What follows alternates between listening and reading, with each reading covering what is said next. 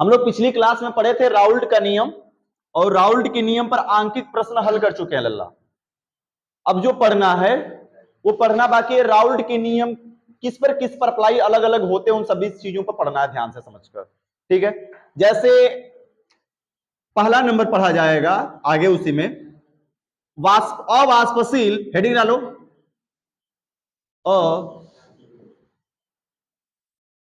अवाष्पशील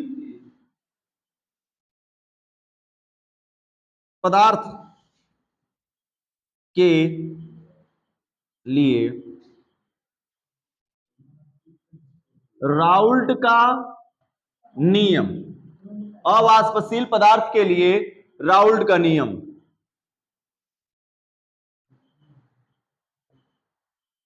Raoult's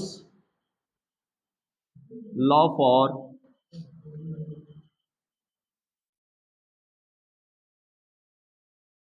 volatile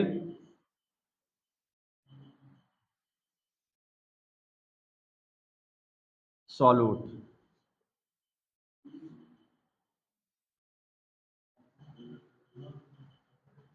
चलो भैया देखा जा क्या कह रहा है। सिंपल सी बात है, जो राउल्ट का नियम हमने बनाया था वो कैसे विलयन के लिए था जी? अवाष्पशील और तनु। कैसे विलयन के लिए था? अवाष्पशील और तनु विलयन के लिए था। लेकिन अगर विलयन सांद्र बने तो, सपोज दैट अगर विलयन कैसा बन गया? सांद्र, लेकिन पदार्थ कैसा है? अवाष्पशील है, जिसे हम जल में घोलें और जल में घुलने के बाद वेपर जनरेट ना करें। जब वेपर जनरेट नहीं करेगा और हम घोलेंगे और विलयन सांद्र बनेगा, उस केस में हम उस पर कौन से राउल्ट का नियम कैसे अप्लाई कर सकते हैं? और ये जो राउल्ट के नियम को हम लोगों ने लिखा था P naught minus P S बटे के पी नॉट इक्वल टू काई विले, इसको भी प्रूफ किया जाए कि यह सही था या कैसे था। इसको प्रूफ करेंगे इसी विधि से, इस नियम के अनुसार। तो जब कोई अवाष्पशील पदार्थ को घोला जाए किसी विलयन में, और विलयन तनु की बजाय कैसा भी बने उसमें कोई मैटर नहीं करता, तनु बने सांद्र बने, ठीक है ना, चाहे जैसा बने, लेकिन पदार्थ कैसा होना चाहिए? वोलेटाइल होना चाहिए, ठीक है। और जब वोलेटाइल होगा, घोलेंगे तो क्या होगा देखना भैया जरा ध्यान से। पीएस मतलब बना हुआ विलयन का वाष्प पदार्थ, पीएस मतलब किसका वाष्प पदार्थ? बने हुए विलयन का वाष्प पदार्थ। ये क्या कर रहा है? समानुपाती होगा किसके भैया? तो यह समानुपाती होगा काई विलायक। काई विलायक का मतलब विलायक का मोल प्रभाज। परिभाषा इसी पे बनेगी, कहेंगे किसी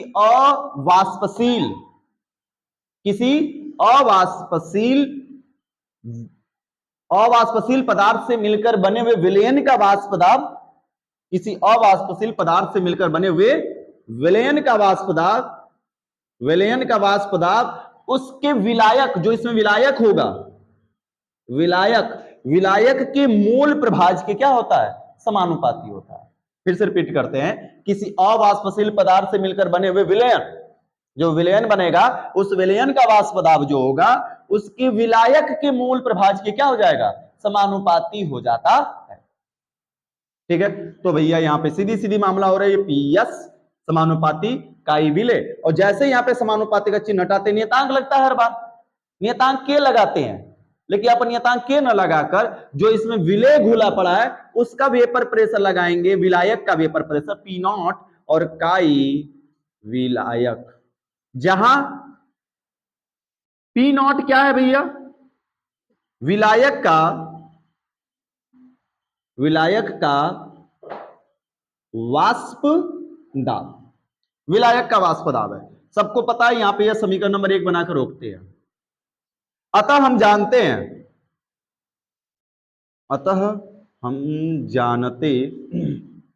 क्या जानते हैं लल्ला? काई विलयन बराबर काई विलय प्लस काई विलायक। यही ना मूल प्रभाज में हमने पढ़ाया है।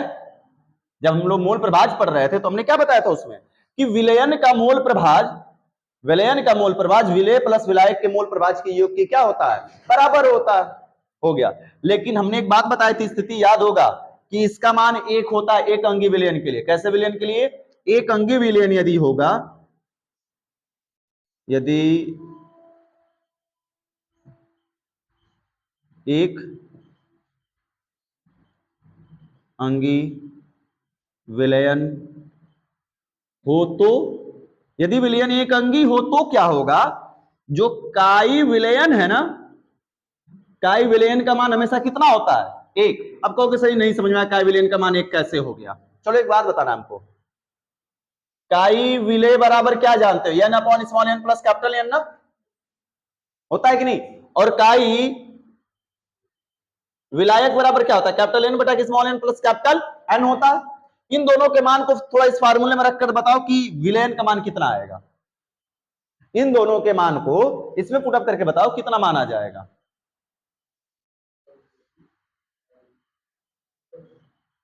ओहो, काई विलयन इक्वल टू, विलय का मान कितना भैया, small n plus capital N, plus chi विलायक का मान कितना है, कैपिटल एन बटे small n plus capital N. LCM दोनों तो सेम है ना, तो क्या लेंगे, small n plus capital N. N cut गया, एक से गुणा करेंगे ऊपर स्मॉल एन, प्लस एक बार में कट गया, ऊपर गुणा करेंगे तो capital N, same to same आ गया, क्या कट कर मान कितना हो गया, एक। इसलिए काई विलयन का मान हमने कितना रख दिया, यहां पर एक रखा है। कैसे पदार्थ के लिए, एक बात जानते रहना, एक अंगी विलयन और अवाष्पशील पदार्थ है, एक अंगी है और अवाष्पशील पदार्थ है, तो उस केस में हमेशा और हमेशा काई विलयन का मान कितना होगा, एक होगा। क्लियर हुआ, ये हमेशा यूनिवर्सली है, समझ लो ट्रुथ एक तरीके से। क्या होगा आगे लल्ला, लेकिन अगर यहां पे वाष्पशील या वैद्युत अपघट्य आ गया तब इसका मान बदल जाएगा, तब एक नहीं होगा, इस बात का ध्यान रहे। अब यह मान इसमें अगर हम रखेंगे इस मान को यहां पर, तो क्या हम लिख सकते हैं कुछ इस तरीके से, 1 इक्वल टू काई विलय प्लस काई विलायक। ये मान अगर यहां पर रख दें तो ये नहीं लिखा जा सकता है, 1 इक्वल टू काई विलय प्लस काई विलायक। इसको पक्षांतर करेंगे हम लोग तो काई विलायक बराबर क्या लिख सकते हैं, काई विलायक इक्वल टू क्या हो जाएगा भैया, ये इधर आएगा 1 माइनस काई विलय, लिखा जा सकता है कि नहीं। काई विलायक बराबर इसको इधर भेज देंगे तो 1 माइनस काई विलय लिख सकते हैं या नहीं लिख सकते हैं, लिखा जा सकता है।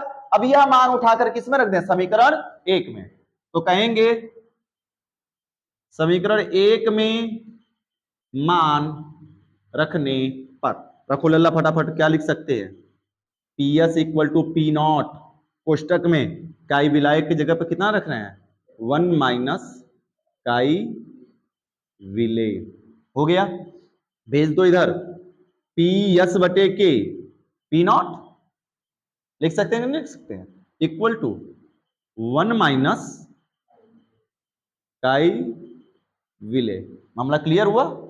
अब यहां पे थोड़ा सा गणित लगाते हैं, एक शॉर्टकट, इसको इधर लाएंगे तो किस में बदल जाएगा, प्लस में, काई विलय को इधर लाएंगे तो क्या होगा, प्लस में, और इसको इधर भेजेंगे तो किस में होगा, माइनस में होगा। तो दोनों को स्थान को अदला बदली कर दें क्या, इसको यहां और इसको यहां पर, तो इधर लाएंगे तो ये हो जाएगा काई विलय बराबर 1 माइनस, इधर चला जाएगा पी एस बटे के पी नॉट, लिख सकते हैं क्या। जहां पे कंफ्यूजन आएगी तुरंत पूछना जी, ये नहीं कि लास्ट में खत्म हो जाए तब पूछें। क्या लिख सकते हैं, काई विलय इक्वल टू 1/1 कर देते हैं इसको भी, 1/1 माइनस में, कुछ लोगों को एलसीएम नहीं समझ में आएगा तो ऐसा समझ में आएगा, एलसीएम कितना होगा, P not, P naught LCM ले लिए हम, तो 1 से पी नॉट एक बार में कटेगा तो ऊपर 1 में गुणा करेंगे तो क्या चला जाएगा, पी नॉट, और माइनस हो जाएगा, एक बार में कटेगा तो यहां पे क्या बचेगा, पी एस। क्या आ गया फार्मूला, राउल्ट का फार्मूला ये ना था, वाष्प पदार्थ का अपेक्षिक अवनमन विलय के मूल प्रभाज के क्या होता है, बराबर होता है। किस केस के लिए, अवाष्पशील और तनु विलयन के लिए था। यहां पर भी लास्ट में भी हमने वही ला दिया, लेकिन यहां लास्ट में तब तक हम लगाएंगे जब तनु के लिए होगा, और जब सांद्र के लिए होगा तो यहीं तक छोड़ देंगे। मामला समझ में आया ना, हम बस ये नियम तो यहीं तक था, लेकिन तनु और अवाष्पशील के लिए जो राउल्ट का नियम था उसका सत्यापन करने के लिए हम यहां तक लेकर आए हैं। कि सत्यापन हो जाए कि नहीं, तनु और अवाष्पशील के लिए काई विलेय बराबर P naught minus P S बटे के पी नॉट ही होगा। हमला समझ में आया? और जब सीधे सीधे सवाल देगा तो उस सवाल में तो भी हल करेंगे हम लोग न्यूमेरिकल, तो पता चलेगा नहीं, यहीं तक लगेगा। चलो परिभाषा फिर से रिपीट करते हैं।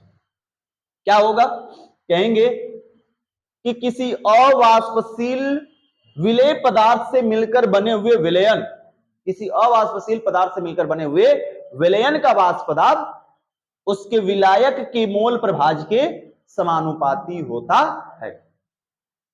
क्या दिक्कत है? समानुपाती का चिन्ह हटाया हमने, पी नॉट लग गया यहां पर, और काई विलायक, जहां पी नॉट को हम विलायक का क्या कहते हैं? वाष्प पदार्थ। पुरानी चीजों को हमने चला लेकर कि हम जानते हैं कि काई विलयन बराबर होता है काई विलेय प्लस काई विलायक। एक अंगी विलयन है और वाष्पशील, तो उस केस के लिए काई विलयन का मान हमेशा कितना होता है? एक होता है। एक रख दिया हमने इस विलेय को पक्षांतर किया तो 1 माइनस विलेय हो गया काई विलायक के बराबर। इस काई विलायक का मान उठाकर हमने यहाँ पर रख दिया, वैल्यू पुटअप की, 1 माइनस काई विलेय रख दिया। इसको इधर भेजेंगे तो बटे में चला जाएगा, पीएस बटे में P naught equal to 1 minus chi विलेय। ठीक है, तो काई विलेय इक्वल टू 1/1 माइनस पीएस बटे के पी नॉट।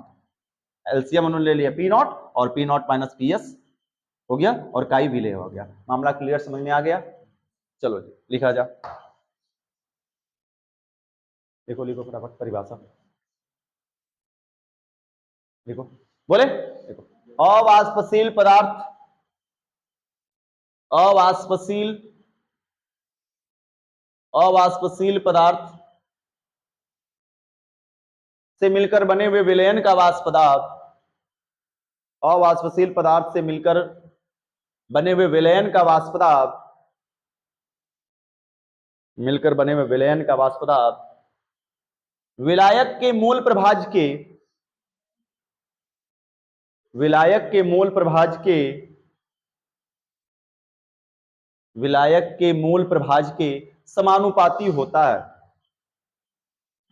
विलायक के मूल प्रभाज के समानुपाती होता है।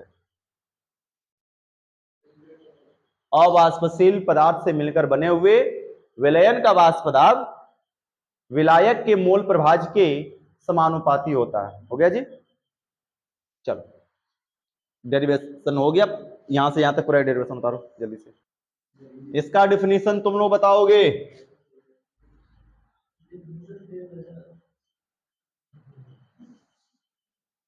वाष्पशील पदार्थ के लिए राउल्ट का नियम, Raoult's law for non volatile solution.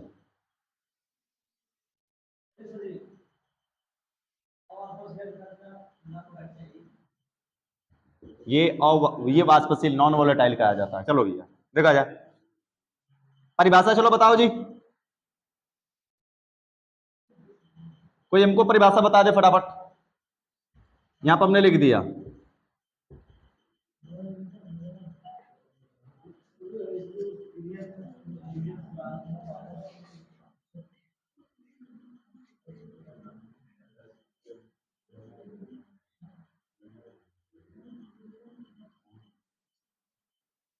अरे हाँ सही, उल्टा में लिख दिया जी। बट ये वोलेटाइल के लिए है, वो नॉन वोलेटाइल के लिए। ठीक है ठीक है ठीक है, लगा लेना। वो थोड़ा सा कंफ्यूजन हो गया है, कुछ नहीं, उतार लो।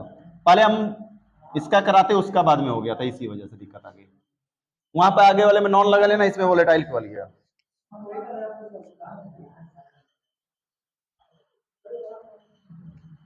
देखो पिछले वाले में नॉन वोलेटाइल कर लेना, ठीक है ना?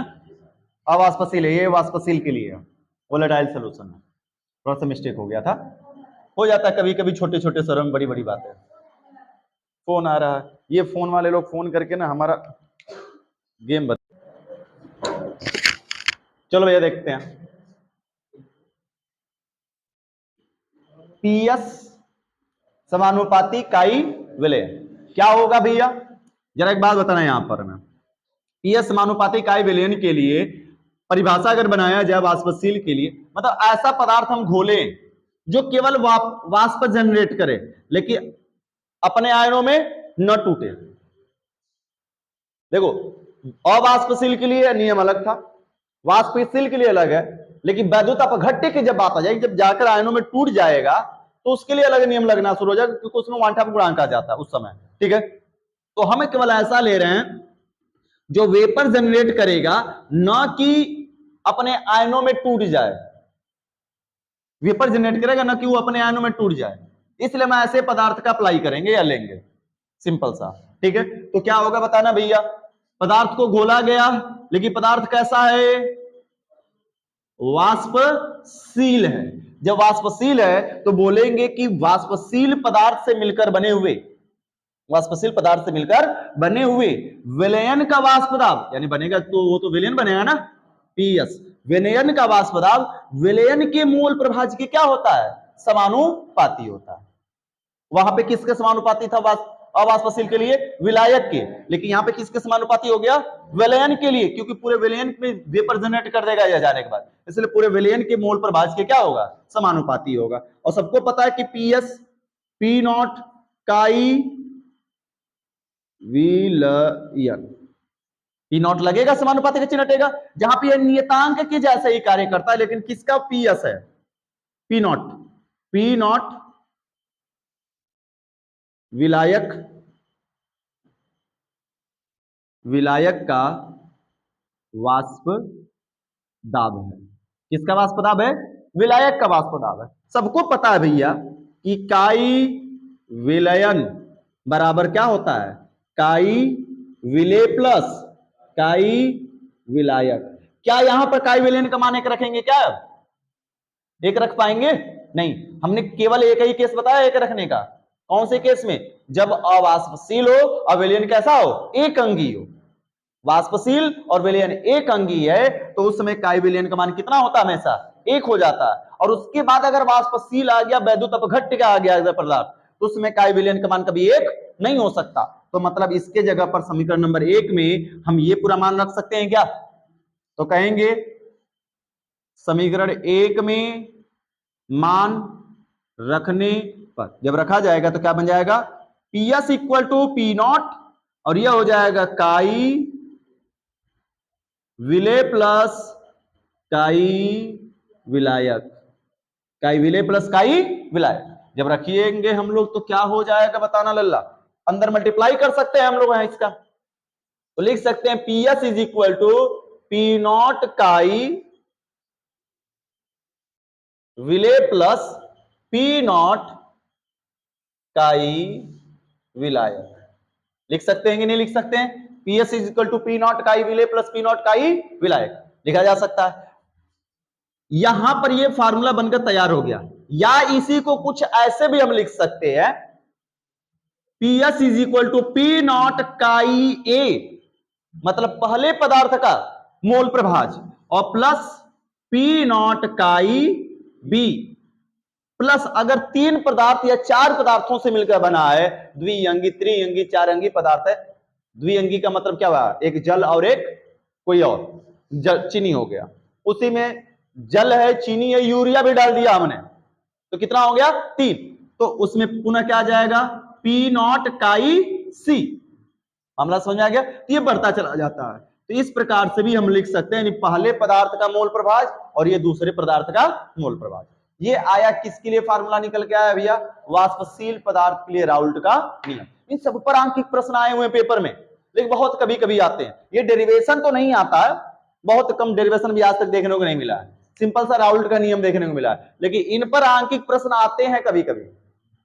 तो अंकित प्रश्नों को हल करेंगे, लगाएंगे हम लोग। परिभाषा खुद से लिखोगे, सुन लो पर ध्यान से। कहेंगे कि किसी वाष्पशील पदार्थ से मिलकर बने हुए, किसी वाष्पशील पदार्थ से मिलकर बने हुए विलयन का वाष्प पदार्थ विलयन के मोल प्रभाज्य के समानुपाती होता है। देख लोगे परिभाषा, परिभाषा लिख के यहां से यहां तक डेरिवेशन लिख डालो। चलो अब इस पर क्वेश्चन हल करते हैं हम लोग, हैं जो दोनों नियम हम लोगों ने भी पढ़ा है।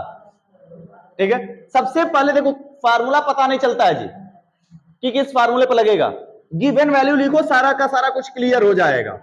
हल में दिया है, ए अजय बातें नहीं, इधर देखो क्या क्या दिया है, यूरिया को जल में घोला जा रहा, तो सर जी ये कंफर्म है कि यूरिया विलेय है और जल क्या है, विलायक है। आगे कह रहा है कि प्राप्त विलयन का वाष्प दाब, यानी घुलने के बाद विलयन बन रहा है, तो हम कहेंगे कि सर जी साफ साफ दिया विलयन का वाष्प दाब, यानी पी एस दिया है विलयन का वाष्प दाब 13.5 mmHg दिया है। एक बात बताना, क्या यूरिया वाष्पशील है? क्या यूरिया वाष्पशील है? पानी में घुला वेपर देता है क्या? ये कंफर्म है अवाष्पशील पदार्थ है। अवाष्पशील पदार्थ को जल में घोला गया है। इतना से मामला क्लियर हुआ। आगे चलते हैं जी। कह कि विलायक का मोल प्रभाज, किसका मोल प्रभाज दिया है? विलायक का मोल प्रभाज, मतलब किसका मोल प्रभाज दिया है? जल का। विलायक कौन है? जल है ना, तो ये जल का मोल प्रभाज काई विलायक, ऐसे ना लिखेंगे भैया, 1.36 है। मात्रा किसका होता नहीं कुछ है, तो कह रहा है कि विलायक के वाष्प दाब की क्या कीजिए, यानी जल का जो वाष्प दाब है, विलायक पुस्तक में लिख देते हैं कौन? जल का वाष्प दाब, यानी P0 का मान हमसे क्या कर रहा है? पूछ रहा है। अब एक बात बताएंगे, पूछेंगे हम लोग, PS P0 दिखेगा तो समझ जाएंगे कि राउल्ट चाचा ही लगेंगे। लेकिन राउल्ट के कितने हमने नियम लिखा दिए? 3 फार्मूला। राउल्ट के कितने फार्मूले हमने बना दिए? 3। तनु विलयन के लिए तो ये था जी, P0 माइनस PS बटे के P0 इज इक्वल टू काई विलय। क्या इस पर लगेगा क्या? यह किसका मान दिया है? विलायक का। और यहां पर किसका है? विलय का। इस पर तो लग नहीं सकता जी। ये क्या लिख दिया हमने? P0 माइनस PS, ठीक है ना, इस पर नहीं लगेगा। एक और फार्मूला आया था लास्ट वाला वाष्पशील के लिए, PS is equal to P0 काई विलय और प्लस P0 काई विलायक। क्या इस पर लगेगा? क्या इस पर लगा सकते हैं? विलय तो रख लेंगे, लेकिन क्या काई विलय रख पाएंगे विलायक के बाद? काई विलायक का मान दिया है, क्या काई विलय रख पाएंगे? क्या यूरिया का मोल प्रभाज हमें निकालने के लिए विधि दिया? क्या निकाल पाएंगे? नहीं दिया, तो कंफर्म इस पर तो हो नहीं पाएगा। मामला खत्म करते हैं जी। तब एक ही बचा ना, कौन सा बचा? PS is equal to P0 काई विलय, अरे सॉरी काई विलायक। आया कि नहीं आया? अवाष्पशील पदार्थ के लिए, अवाष्पशील पदार्थ के लिए राउल्ट का नियम, और ये यूरिया कैसा है? अवाष्पशील है। तो PS is equal to P0 into chi विलायक। अभी हल ही तो किए कुछ समय पहले जी। डेरिवेशन के अनुसार क्या था? डेरिवेशन के अनुसार ये था, परिभाषा के अनुसार, और जब समानुपाती का चिन्ह हटाए क्या लगा? P0 लग गया। तो सर जी सूत्र हमको पता है, बस आप रख दीजिए। क्या हो जाएगा? PS is equal to P0 और काई क्या हो जाएगा? विलायक। मान रख दो जी लल्ला। PS का मान कितना दिया है? 13.55 इज इक्वल टू P0 हमसे पूछ रहा है। विलायक का मान कितना दिया? 1.36 भेज देंगे। तो P0 इक्वल टू 13.55 बटे के 1.36। अब भाग दे दोगे तो कुछ मान जरूर आएगा, और वही मान mmHg। देखो कितना साल था, इतना छोटा सवाल। बस कब होगा बच्चा? जब तुम्हें फार्मूला याद होगा तब। फार्मूला नहीं याद होगा कुछ नहीं कर पाओगे। फटाफट उतार लो।